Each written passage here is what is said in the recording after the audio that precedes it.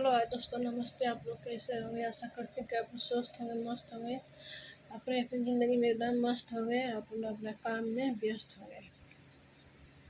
कांटा चुभ जाता है तो माँ दौड़ कर आती है बचपन में।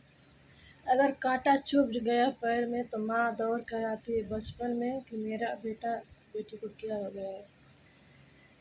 और वही बेटी जब दूर हो जाती है तो माँ का एक कलेजा होता है कि वह कुहुक कुहुक कर थोड़ी थोड़ी कुहुकती है, कोई कोई देख न पाए। उसी तरह बेटियां भी कुहुकती है, कोई देख न पाए।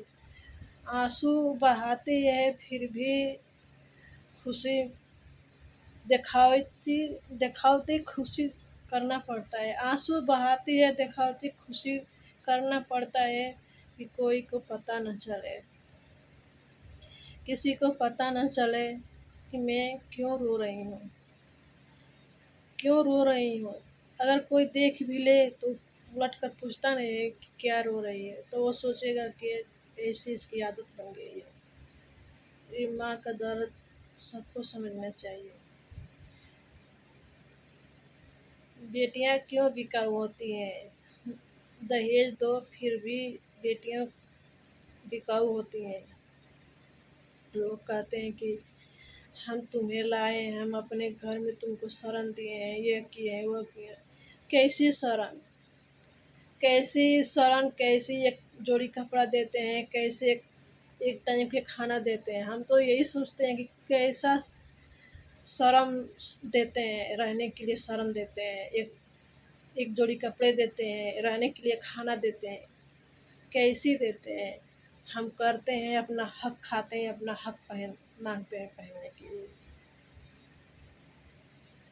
अपना हक मांगते हैं और ऐसे भीख नहीं मांगते हैं। हम उस घर में जाते हैं, दो बेटियां की ज़िंदगी में दो घर संभालना होता है। एक मायके संभालती हैं, फिर दूसरा ससुराल संभालते हैं।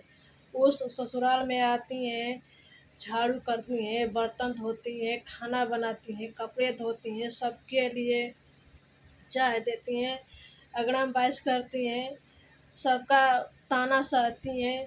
तब एक दो रोटी मिलता है, एक मुट्ठी चावल मिलता है खाने के लिए, वो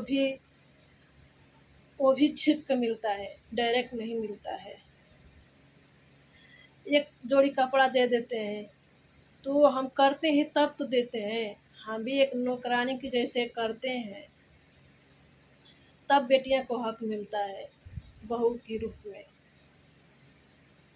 ऐसे नहीं खाना कोई देता है।